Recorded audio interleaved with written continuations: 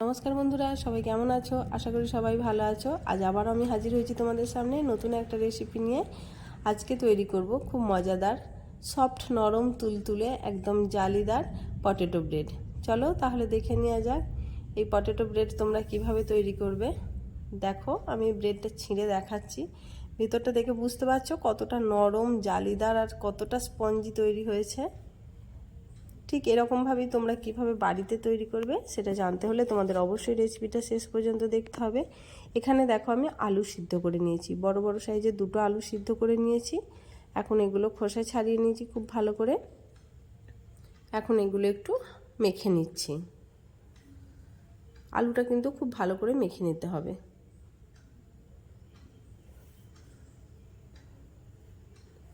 তোমরা যদি আমার এই রেসিপি দেখে ঠিক এরকমভাবেই তৈরি করতে পারো, দেখবে তোমাদেরও খুব সুন্দর হবে এই পটেটো ব্রেড। এখন আলু খুব ভালো করে মেখে নেওয়ার পর আমি একটা বড় বোলের মধ্যে নিয়ে নিচ্ছি ময়দা। চাইলে তোমরা এটা আঠা দিয়েও তৈরি করতে পারো। আমি 4 কাপ ময়দা নিয়েছি। এখন এর মধ্যে দিয়ে দিলাম পরিমাণ মতো লবণ আর দিচ্ছি 2 চামচ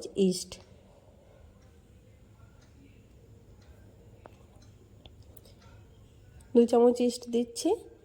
এখন দেব এর মধ্যে পরিমাণ মতো সাদা তেল। আমি এখানে সানফ্লাওয়ার অয়েল ইউজ করছি, তোমরা যে কোনো সাদা তেল ইউজ করতে পারো। এখানে খুব ভালোভাবে এখন এগুলো মেখে নিতে হবে। তেলটার সাথে ময়দাটা খুব ভালো করে মেখে নেওয়ার পর এখানে যে আলুটা সিদ্ধ করে নিয়েছিলাম দেখলে, সেগুলো একটু ভালো করে হাত দিয়ে মেখে নিলাম আসলে। এবারে ওই ময়দাটাতে আলুটা দিয়ে মাখবো। এখানে কিন্তু কোনো রকম জল ইউজ করব না, শুধুমাত্র আলু সিদ্ধটা দিয়ে মাখতে হবে। যেহেতু বলেছি পটেটো ব্রেড, তাই আলুর পরিমাণটা যত বেশি থাকবে ততই ব্রেডটা কিন্তু খেতে খুব ভালো লাগবে। তাই কোনো রকম জল ইউজ করব না, শুধুমাত্র আলু সিদ্ধ দিয়ে এটা খুব ভালো করে মেখে নেব। এটা মাখার সময় একটু অসুবিধা হতে পারে, কারণ আলু সিদ্ধ দিয়ে মাখছি, একটু চিটচিটে হয়ে যেতে পারে, কিন্তু কোনো অসুবিধা নেই। হাতে একটু তেল মেখে নিয়ে ভালো করে একটু মেখে নিলেই দেখছো কত সুন্দর মাখা গেছে। এখন এটা ঢাকা দিয়ে রেখে দেব 3 থেকে 4 ঘন্টার জন্য। দেখো 3 থেকে 4 ঘন্টা পর আমি দেখাচ্ছি এটা ফুলে কতটা ডবল হয়ে গেছে। এখনই দেখে বুঝতে পারছো। এবার ঢাকাটা দেখো সরিয়ে আমি দেখাচ্ছি। ওয়াও, কত সুন্দর হয়েছে দেখে বুঝতে পারছো কতটা সুন্দর হয়েছে। দেখো কতটা ফেপে ডবল হয়ে গেছে, পুরো পাত্রটা একদম ভর্তি হয়ে গেছে। আর এটা মাখাটাই যদি এত সুন্দর হয়, বুঝতে পারছো এটা কত সুন্দর হবে। ব্রেডগুলো দুর্দান্ত খেতে হবে, দেখে বুঝতে পারছো আশা করি। এখন একটু হাতের মধ্যে মেখে নেব সাদা তেল। এবার আস্তে আস্তে ময়দার মধ্যে যে হাওয়ার বাতাসটা ঢুকে আছে সেটা আস্তে আস্তে ঠেসে মেখে নেব, তাহলে এর হাওয়াটা সমস্ত বেরিয়ে যাবে। আর এটা অনেকক্ষণ ঢাকা দিয়ে মাখিয়ে রাখা ছিল, তাই এটা কিন্তু অনেকটাই নরম হয়ে যাবে। কোনো অসুবিধা নাই, কিছুক্ষণ একটু মেখে নেব, তাহলে এটা আস্তে আস্তে ঠিক হয়ে যাবে। হাতে অবশ্যই করে একটু তেল মেখে মেখে মাখবে, নাহলে হাতের মধ্যে অনেকটাই জড়িয়ে জড়িয়ে ধরে যায়। দেখছো আমি এটা খুব ভালো করে আরও একবার মেখে নিচ্ছি। প্রথমটা একটু চিটচিটে হাতে লেগে যাবে, কিন্তু হাতের মধ্যে একটু তেল মেখে মেখে মাখলে খুব অসুবিধা হবে না। সমস্ত ময়দাটা থেকে আমি এরকমভাবে লেচি কেটে নিয়েছি। দেখছো কত সুন্দর হয়েছে। এখন এগুলোকে বেলে নেওয়ার পালা। এখন এগুলো যেরকমভাবে রুটি বা পরোটা বেলা হয় ঠিক সেরকমভাবেই বেলে নেব। তোমরা বাড়িতে অবশ্যই একবার হলেও এরকমভাবে তৈরি করে দেখো পটেটো ব্রেড, দারুণ খেতে হয়। এগুলো চিকেন বা যে কোনো পনির আইটেম যে কোনো কিছু দিয়েই খেতে কিন্তু খুব সুন্দর লাগে। আবার কিছু না হলে শুধু শুধুই অনেক খেয়ে নেওয়া যায়, খেতে খুব সুন্দর হয়।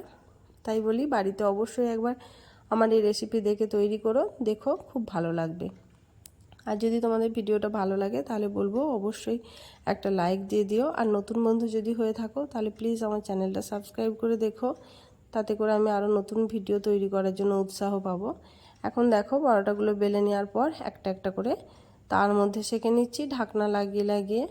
গ্যাসের ফ্লেম কম রেখে এক পিঠ সেঁকে নেওয়ার পর যখন দেখবো উপর থেকে দেখছো এরকম সুন্দরভাবে ফুলে ফুলে উঠছে, তখন এটা উল্টে দেব। আবারও এখন ঢাকনা দিয়ে কিছুক্ষণ সেঁকে নেব। খুব সুন্দর খেতে হয় পটেটো ব্রেড। তোমরা অবশ্যই একবার বাড়িতে তৈরি করে দেখো, নিজেরা খেও, সবাইকে খাইও। এখন চাইলে তোমরা তেল দিতেও পারো, নাও পারো, কিন্তু আমি একটু হালকা করে তেল লাগিয়ে নিচ্ছি। এতে করে কি হয়, ব্রেডগুলো অনেকক্ষণ পর্যন্ত খুব সুন্দর নরম থাকে।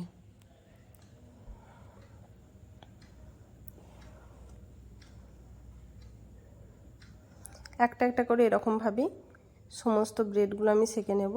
যারা কিনা আটা কিংবা ময়দার জিনিস খেতে অনেক বেশি ভালোবাসো, কিন্তু প্রতিদিন একই রকম খেয়ে খেয়ে আর ভালো লাগে না, আজকের এই রেসিপিটা কিন্তু তাদের জন্য একদম পারফেক্ট। এরকমভাবে আলু দিয়ে তৈরি করে দেখো, দারুণ খেতে লাগে, আর টেস্ট তো একদম সম্পূর্ণ আলাদা রকম লাগবে। দেখছো এক এক করে আমি সমস্ত পরোটাগুলো এরকমভাবে সেঁকে নিয়েছি।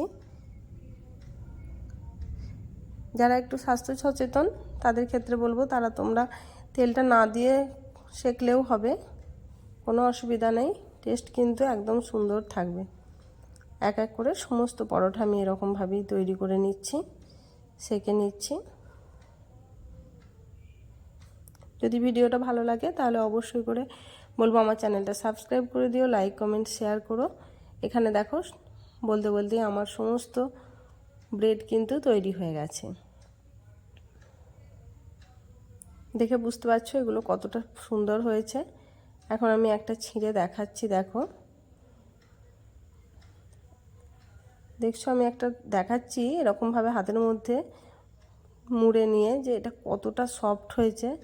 দেখে বুঝতে পারছো আমি কতটা গায়ের জোর দিয়ে এটা প্রেস করে দেখাচ্ছি, যেটা কতটা সফট হয়েছে, বুঝতে পারছো। যদি ভালো লাগে অবশ্যই কিন্তু একটা লাইক দিয়ে দিও, চ্যানেলটা সাবস্ক্রাইব করে রেখো আরও নতুন ভিডিও পাওয়ার জন্য।